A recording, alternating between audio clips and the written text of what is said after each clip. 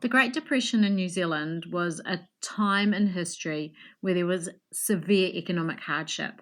It was all triggered by the 1929 Wall Street crash. In New Zealand, this was largely felt because of the collapse of our export prices. So we were sending a lot of things to the United Kingdom, our primary produce, beef, wool, milk, dairy, I guess. And when those prices plummeted, that caused massive unemployment, it sparked social unrest, and I guess on the plus side, ultimately led to our country's welfare system. Um, and things are feeling very, very similar at the moment. So I'm going to talk to you today about some things I do, tips and tricks from the Great Depression that the banks certainly hope you do not know. And how did I come across this? Well, I'm NZ Money Karma and I am finding freedom from the daily grind through budgeting, simple living, and adventure. And recently I saw a video called by some people called Forgotten American Survival. And it was 25 Great Depression tricks that the banks hope you never remember. And as I watched that, I thought, holy moly, I do all of them. So I'm going to share with you today the tips and tricks that I use from the Great Depression that save me thousands and thousands of dollars every year, and they might work for you too. The first one is use cash. Use cash, use cash. Avoid debt. Debt is dumb. That's a Dave Ramsey saying, and I wholeheartedly agree with it. Banks absolutely hate you using cash. It would appear our government quite dislike us using cash also because there's a lot of policy that discourages that. Why do banks and people in power not like you using cash?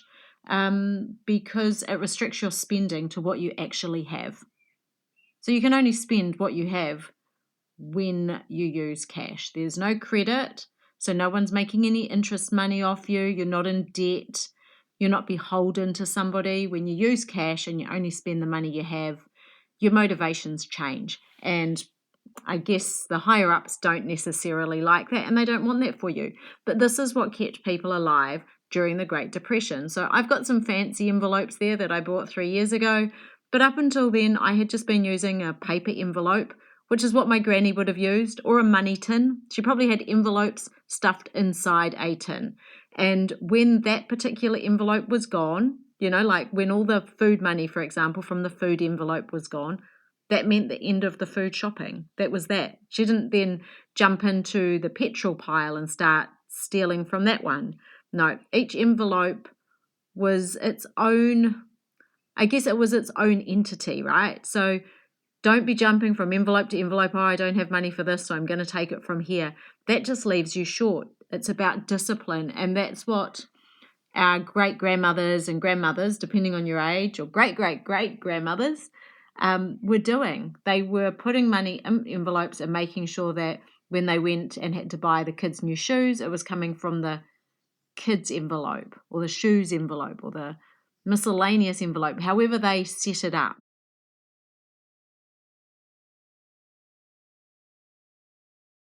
If you're not using cash, I would highly recommend it because it will immediately improve your budgeting discipline.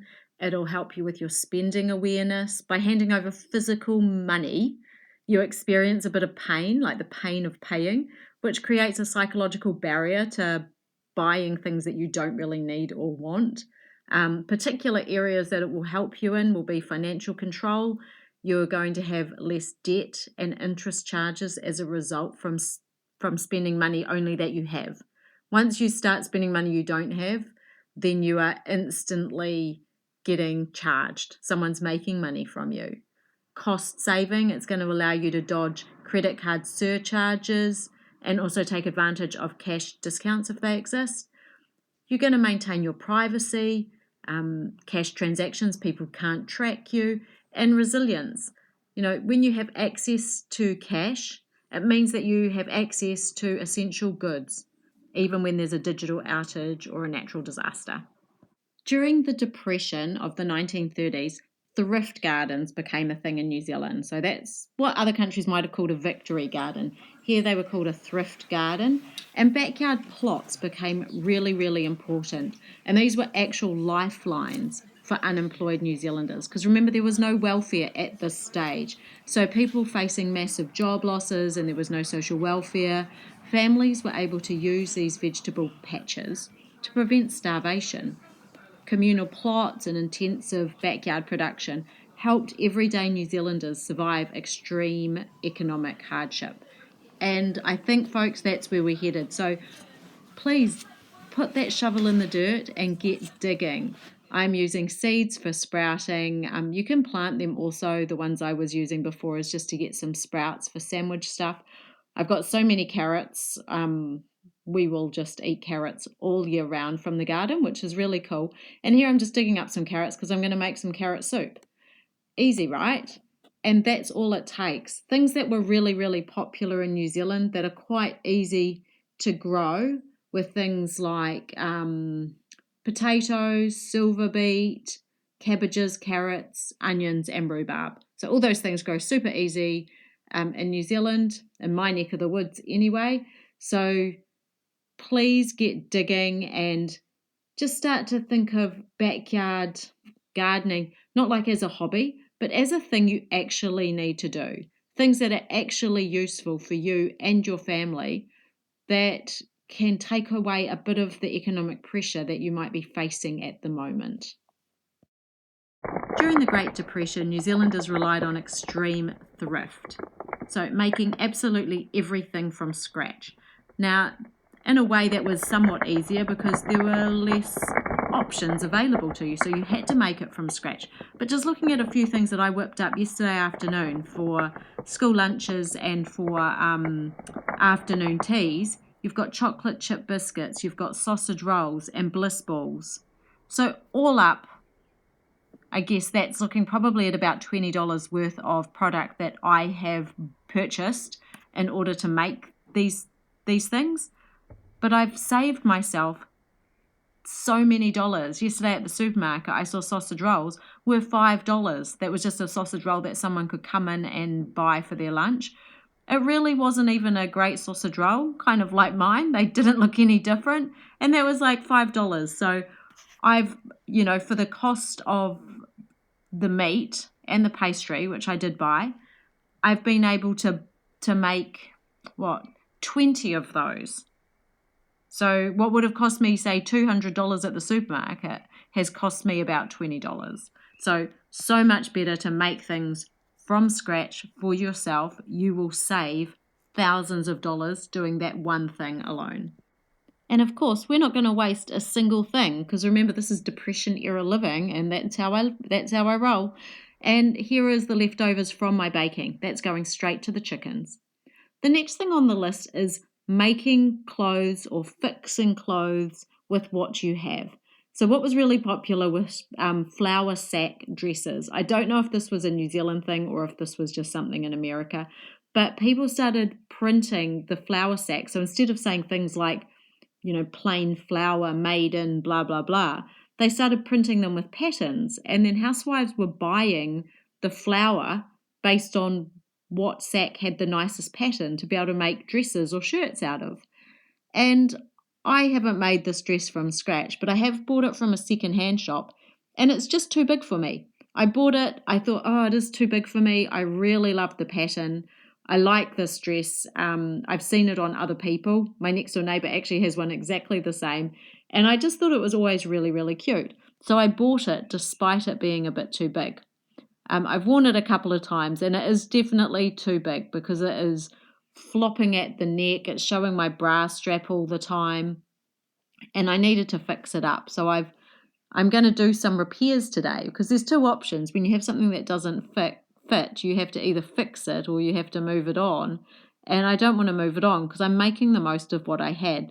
People in the Depression didn't just get a new wardrobe because it was a different season or a different year. They used what they had, they patched what they had, and they made it work. And if you look at photos of people during the Depression, they certainly don't look too shabby. People were putting their best foot forward, and that's things like having at-home clothes. So you've seen me in some of this video in my at-home clothes. And then this dress is not really like a round-the-house dress. That's a dress I'd wear if I'm getting ready to go out and do something. So I have at-home clothes, which are like old tracksuit pants or an old sweatshirt, and that's what I can do my jobs in. And then I have going out clothes, clothes that I wear when I'm out in public, not out in the garden or baking, in the kitchen doing a lot of work. If I am wearing something that's nice and I'm in the kitchen, I will put on an apron to protect those clothes. So here I am, I'm working my way through this dress. I've done the back seam, so I've taken a good couple of inches out of the back. And it's still going to be kind of what I would consider a sack dress because it is a loose fitting dress. It doesn't have a zip, so I have to be careful that any alterations I make don't mean that I can't get my head through it. But that's the only waste I have from doing this dress. And because I'm very careful, I will use that in another wee project. And here's the finished result. So the neck fits a whole lot better. I've taken up the sleeves, they were down to my elbows. And I've put in a couple of darts in the front. So there's still heaps of room. It's not like it's a fitted dress by any stretch of the imagination, but it's just fitting me better, I think. I'm pretty happy with that, and I think I will wear it a lot more now that I've made those alterations. And I don't even think you can really tell. Unless you were looking, I don't think you'd know.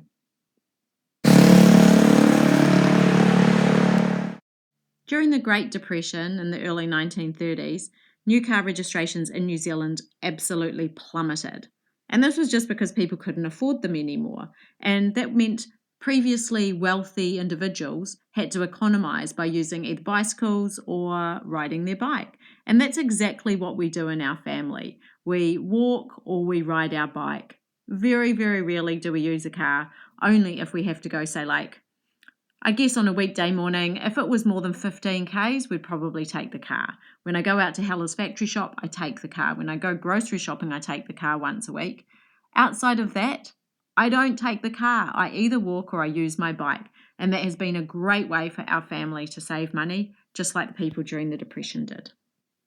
Another Depression era hack that I do, I didn't even know this was a hack, but it's just something I did, and then I watched this video and they tell me it's a hack, is I keep my body warm first before I think about putting on any heating.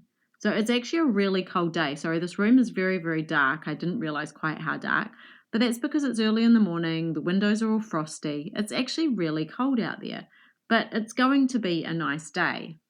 I'm the only one at home, so I'm going to dress up warm before I think about other things like lighting the fire. I'm going to think about moving my body and going out for a walk, taking the dog for a walk. I'm going to do those things to warm myself up before I think about using our resource, which is the wood. So it costs us $1,800 in wood to heat our house over the winter. That's a resource I want to be really careful with. I don't want to be cold, so if it's a miserable day, I'm going to put on the fire. But today I know it's not going to be a cold day. It's just a cold morning. So I'm putting on my layers. I'm at home, so these are my at-home clothes, so I don't mind if I look a bit weird. My neck gets cold, so I'm putting on my little scarf. I'm tucking it in. Now I'm warm as toast. So am I going to go out for a night on the town wearing this outfit? No, I'm not. But around home, it's fine. See, the sun's starting to come out. This is all our wood. We're about to stack it. It's not that we don't have the resources. It's just that it doesn't make any sense to use the resources we have when we don't need it. To me, that's just being wasteful. When I know if I give it a couple of hours, our house is going to be bathed in sunshine. And if we had lit the fire, we would be overheating and dressed like it's summertime rather than wintertime. Use it up, wear it out, make it do or do without. This is a Depression era mantra that helped families find creative ways to meet their needs. And that's exactly what I'm doing here. I've made some little baskets using scraps of fabric. Last year, I decided that I wouldn't buy any new fabric until I'd used up every single last piece of fabric I already had, and that included the scraps. These are old pajama pants of my husband's, and I've used them to make 2 baskets, and I'm on to my very last one, my third. So I made 2 last year, then I put it away and did nothing, and now I'm finishing it off. As you can see, I'm almost out of scraps. And that applied across the entire household. Everything had a job, and if it didn't, it was repurposed. that will save you thousands as well. Because not only are you creating something from nothing, you're also creating a hobby for yourself, which is really fun too. I love to barter, and during the Great Depression, bartering provided a vital lifeline because it helped people survive despite a scarcity of cash. Now, banks and governments don't like bartering. They strongly oppose it because it entirely bypasses the traditional monetary system. And when we trade goods and services directly with our neighbours in our community, it means we're not using cash. So financial institutions lose transaction fees and interest, and governments lose track of taxable income.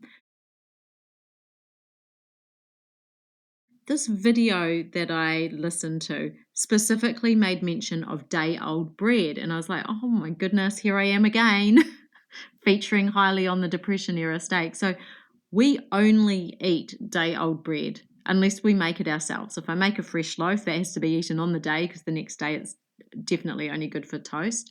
But when I buy bread or bread rolls, I specifically go to the supermarket early so I can buy day-old bread because it's less than half the price. So you can see on those buns that I had, I would literally be saving probably $4 every pack of buns that I buy. So I spend $10 on bread every week. I buy 5 lots of these $2 day-old breads. But for that $10, I'm literally saving myself at least $30. And the bread is fine. So I'm eating this the next day. So now it's 2-day-old bread because I didn't eat it yesterday. And I don't need to do anything to revive it. We're just going to eat it as is. It tastes perfectly good to me. There are lots of tips and tricks online of how to do this, like how to revive some stale bread and things you can do with it. And if that bread sat around, which it wouldn't in my house, it'll be gone by today. But if it did sit around, there's things you can do. You can make bread and butter pudding. That's a great way to fill up hungry tummies. Some bread and butter pudding. You can make it into bread crumbs, or you can make it into croutons. Those are all tips and tricks from the Great Depression. People wouldn't waste anything. They certainly wouldn't be wasting good bread by chucking it out because it had gone a little bit hard. So they could revive it by sprucing it with water and then putting it in the oven. That will kind of get it back to having a nice hard crust. For me, when I grew up, I didn't think of this as a Depression era hack because I wasn't brought up during the Depression, nor was my mother. But we would often have bread and butter pudding, but that just would have been to use up an old loaf of bread. So for me, what we're doing is using it for sandwiches. I've got a carrot from the garden. I've got lettuce. That many people, I think, would have got rid of that lettuce or given it to the chickens, thinking, actually, that's too old now. I don't think it's too old, and I'm not going to chuck the rest away and give it to the chickens either. I've wrapped that back up in a tea towel because that keeps it nice, and it's going back in the fridge. And I will definitely get 2 more sandwiches out of that particular lettuce. The chickens really get the scraps, not the good stuff. They will get like the leaf that's gone a bit gross around the outside. That's what I would be feeding the chickens. And this is what I'm going to give them. So anything that's left over, again, we waste nothing, just like during the Depression, because we can't afford to waste anything. If you're chucking away actual food, you really may as well go and get some cash and chuck it away. It's exactly the same thing. So use everything that you have. I have so many Depression era hacks that I'm going to have to make another video of them. But my last thing I'm going to talk about today is buying secondhand. Buy secondhand, please.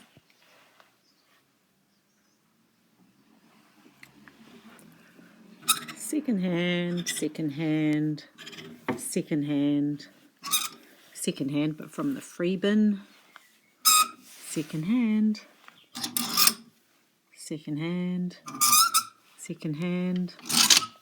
from the free bin. Secondhand, top the secondhand. These are not secondhand, but I tell you what, I bought them in Dubai when I was, about 28, and I still have them. I used to have a brown pair as well, but I when I got my colours done and the lady said, you look terrible in brown, I instantly got rid of them, and I regret that because that is a really nice pair of pants on me. And oh my goodness, what kind of quality can you still wear all these years later? So they're literally 20 years old, those pants. So not second hand, but they're little Esprit ones, 3/4 length. But, you know, they've stood the test of time. These pants here are Country Road, and they're 15 years old. They used to be like nice work pants. They're not quite as nice anymore, but I can still get away with them because I don't wear work clothes per se very often. And these are also second hand. This leather jacket I don't wear, but I keep it just because maybe one day I will. And that was a present. It's not second hand, but that is a present from about 30 years ago from my husband. Yeah, so I feel like second hand is just part of who I am now. It just wouldn't occur to me to go and buy a new thing if I could possibly find it second hand. And it's not just clothes, it's all sorts of different things. So here's some examples of things around our home that are in fact second hand. And some of those we've bought, and some of them we've been given and put a lick of paint on and made it our own. And sometimes we've used the materials that we've been given to create something else entirely. I hope you've enjoyed those Depression era hacks. Please drop me a comment below and let me know if you use them already or if there's something that you've learned. I'd love to hear from you guys, and I look forward to catching you next time. Bye for now.